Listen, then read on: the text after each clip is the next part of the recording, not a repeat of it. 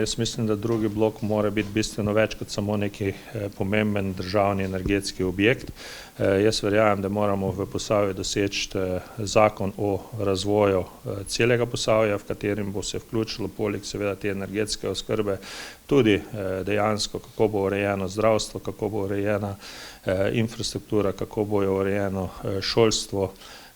visokotehnološka podjetja treba prepeljati in pa seveda treba veliko narediti tudi na možnosti stanovanj in pa bivanja. In seveda le v takem smislu je smiselno, da pridemo do tega energetskega, kajti ta regija mora dolgoročno ostati zanimiva za življenje naših mladih ljudi, ki imajo ideje, ki imajo svoje razvojne potencijale, in jaz bi si želel, da v regiji Posavje postane tudi ne samo najbolj pomembna v energetskem, ampak tudi v razvojnem vidiku, in da bo regija Posavje tisto, v katero bojo ljudje prihajali tudi z drugih koncev, ne pa da bomo tu samo bivali, delali pa drugje.